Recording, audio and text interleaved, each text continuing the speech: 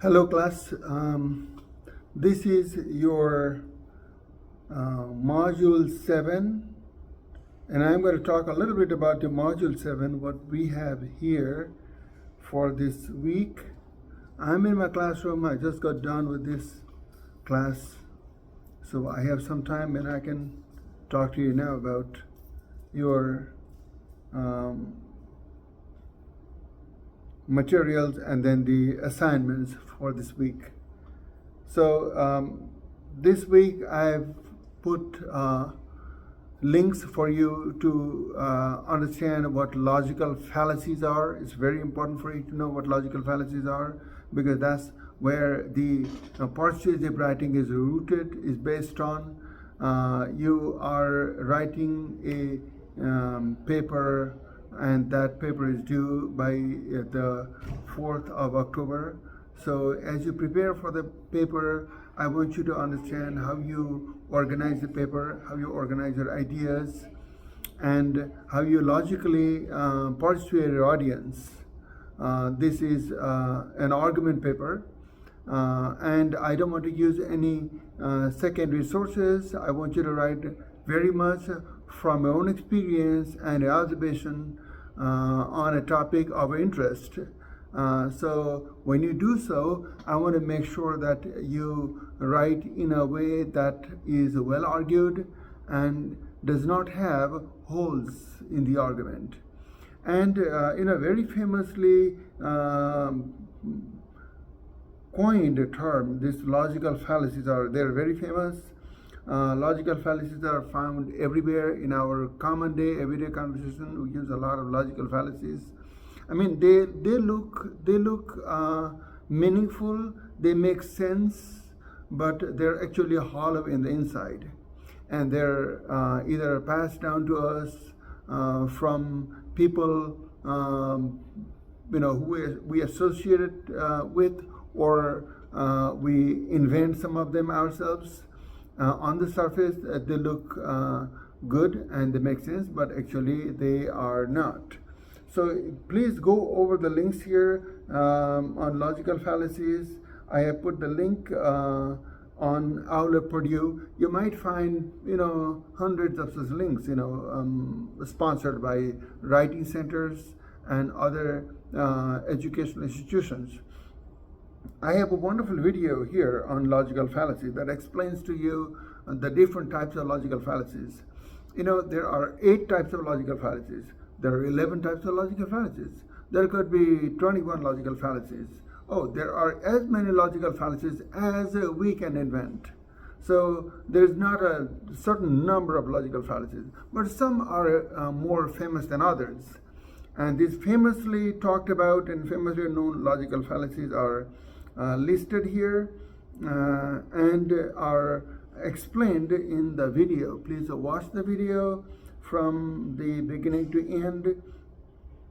I have also put a link here for you to understand deductive and inductive reasoning. It's also very famously known. What is deductive reasoning and what is inductive reasoning? Actually, they are just the two sides of the coin, right? You start with a premise and you bring examples. You have examples or you have evidence for them. That is deductive reasoning. You start with the examples, and based on that you come up with some kind of conclusion. That is inductive reasoning. Inductive reasoning is not always wrong. It could be right, it could be wrong. There's more chance of the inductive reasoning of being wrong than deductive reasoning. In deductive reasoning, you have a solid premise, an idea. Famously known, humans are mortal. John is a human. John is mortal. This is deductive reasoning, right? John is bald. Matthew is bald too. John and Matthew are both men. All men are bald. So you come to a conclusion with the examples of John and Matthew, 2 pieces of information. This will be inductive reasoning. So these are very confusing terms. Please read and then see the examples here, because there is a quiz that's due tonight, and the quiz is drawn from logical fallacies, deductive inductive reasoning, and some from plagiarism as well, because we are writing at the moment, we are writing the persuasive paper. I want to make sure that you write your persuasive paper without plagiarizing. That's why before paper is due, I usually schedule a quiz based on plagiarism or some component of plagiarism. Now, also, you will probably be overwhelmed. I don't want you to be overwhelmed. This is not something for you to be overwhelmed. This week, you have a few things due, right? Discussion 5 is due, right? Was due yesterday, right? September 24. Today, quiz 4 is due.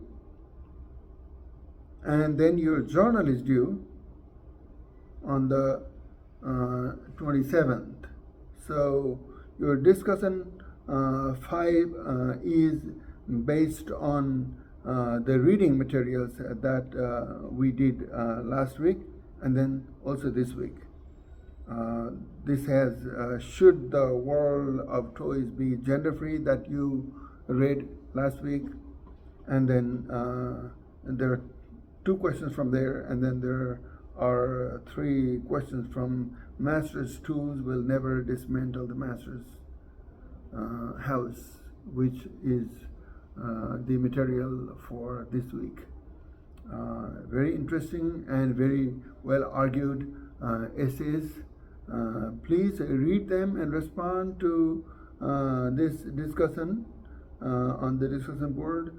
Please participate in the discussion board, because they count toward your participation grade, and I want you to do well on that. And also due is the quiz, which I already told you about. The quiz has 10 questions. The questions are drawn from plagiarism, and then they are also drawn from argument fallacies and deductive and inductive reasoning. And let me know if you have any questions about the questions, right? Journal 2 is due this week, Friday. Journals are easy ways of earning good grade, because I do not expect any creativity, and special creativity in your journals. Just follow the format as you did the journal 1. I wrote my feedback and I gave you the grades. You just look over, and then based on that you can see how you need to do journal 2, because it should follow the same procedure. 350 words, right? And any 3 from the list that I have here in the prompt. Read the prompt very carefully. Read the assignment submission guidelines very carefully. As long as you summarize 3 sources correctly, accurately, and in your original language, and also write for each of the sources your critical and analytical, just 1 sentence, 1 or 2 sentences, because altogether there's 3 sources plus and 3 summaries and analysis, and the sources altogether is supposed to be 350 words. So it's not a lot of writing. And cite correctly and accurately. If you copy and paste the sources I have provided here for you, just copy and paste title, container, uploaded by, the information I've given to you, this will not earn you a grade. You have to format it. you have to format the source I have provided for you. So please format it correctly, accurately, and make it perfect in terms of grammar, mechanics, and MLA, and you will be eligible to earn a full grade in this assignment. Now, as for the next week, we are reading materials that will take you to some kind of activism on feminism. I want you to be very critical and very analytical and very aware when you're writing. Bring an issue that needs to be addressed and construct your argument that should persuade your audience. So this essay, persuasive paper, is designed for you so that you can write for a wider public. This is going to be,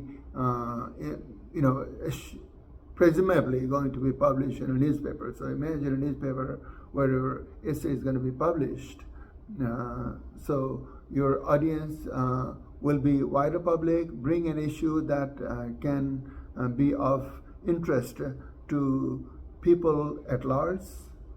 Even though people at large, you will also, within the larger community, you will also have a section of the society who you think should be interested in reading your paper, reading your article. So bring an issue of public concern that will be of interest to a particular section of the society, raise an issue, and then argue well to persuade your audience. So that's what I have here for you. If you have any questions, let me know on quiz 4 or on journal 2 in formatting or in understanding the materials. You can schedule an appointment with me, and I'll be very happy to meet with you one-on-one, online, or in my office during my office hours. Thanks a lot, and I wish you all the best.